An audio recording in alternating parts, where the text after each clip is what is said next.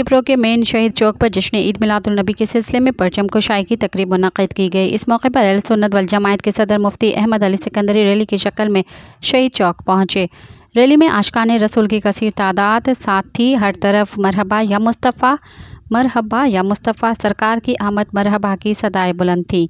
मज़ीद देखते हैं अब्दुल रज़ाक राजपूत की ये रिपोर्ट। किप्रो के मेन शहीद चौक पर जश्न ईद मिलादुल नबी के सिलसिले में परचम कुशाई की एक पुरवकार तकरीब मुनक़्क़िद की गई। इस मौके पर अहले सुन्नत वल जमात के सदर मुफ्ती अहमद अली सिकंदरी, मुफ्ती शिराज अली सिकंदरी, मोहम्मद यूसुफ अत्तारी, महबूब अली मेहर सिकंदरी, मोहम्मद नासिर अत्तारी समेत देगर आशिकान रसूल ने कसीर तादाद में शिरकत की। इस मौके पर शहीद चौक की फजा मरहबा या मुस्तफ़ा सरकार की आमद मरहबा के नारों से गूंज उठी। इस मौके पर तमाम आशिकान रसूल ने अपने दस्ते मुबारक से जश्न ईद मिलादुल नबी का परचम लगाया। मुफ्ती अहमद अली सिकंदरी ने अपने खिताब में असिस्टेंट कमिश्नर किप्रो, मुख्तार किप्रो समेत म्युनिसिपल कमेटी, पुलिस डिपार्टमेंट और देगर इंतजामिया के ताउन न करने और मिलाद के दौरान हेस्को की जानिब से लोड शेडिंग करने पर सख्त बरहमी का इजहार किया। मिलादुन नबी सल्लल्लाहु अलैहि वसल्लम के सिलसिले में इंतजामिया को बि तहरुक न वरतो आहे।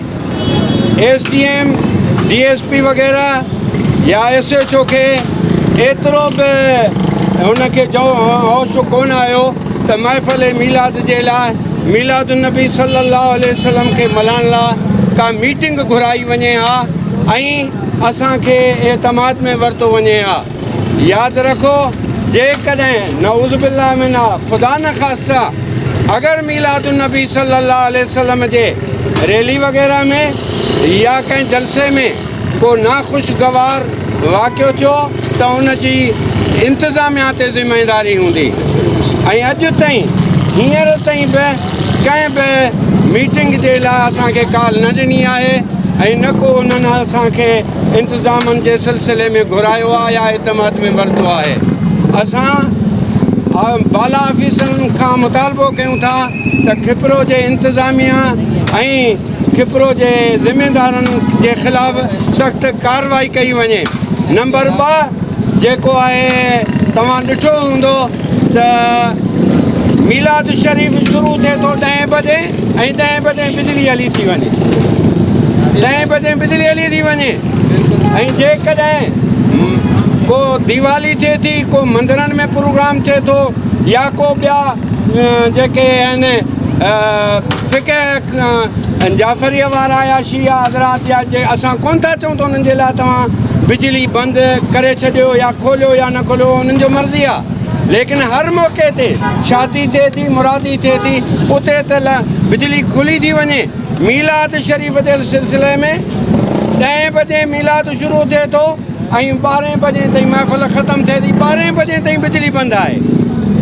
इन्हनि बिजली वारनि जे ख़िलाफ़ बि असां पाकिस्तान जे हुक्मराननि ऐं हितां जे इंतज़ामिया खे अपील कयूं था त इन्हनि जे ख़िलाफ़ कार्रवाई कई वञे। तव्हांखे मंज़ूर आहे इहा ॻाल्हि? तव्हांखे मंज़ूर आहे त ही माण्हू एॾा त बदबख़्त थी विया आहिनि ऐं त जो मीलाद शरीफ़ जे सिलसिले में हुननि खे गैरत ऐं शर्म कोन थो अचे ऐं चवंदा छा साईं असां बि मुस्लमान आहियूं, असांखे जेको आहे सो तव्हां नबी साईं सां मोहबत आहे। अड़े मोहबत आहे त घटि में घटि मीलाद जे लाइ बिजली त खोलियो। अल्लाह ताला असांखे मिलाद मल्हाइण जी तौफ़ीक़ अता फ़रमाए। असां इन्हनि कमज़ोरनि जे करे हुज़ूर जे मिलाद खे कोन छॾींदासीं इंशाअल्लाह। परचम कुशाई की तकरीब के आखिर में तमाम उम्मत मुस्लिमा के लिए खसूसी दुआ की गई। प्रोग्राम का इख्तिताम सलातो सलाम पर किया गया। कैमरामैन फजल उमरानी के साथ अब्दुल रज़ाक राजपूत, अवामी न्यूज़ किप्रो। मज़ीद ख़बरनि ऐं तफ़सीलात लाइ विज़िट कयो असांजी वेबसाइट www.awamiNewsHD.com ऐं ॾिसंदा रहो अवामी न्यूज़ HD।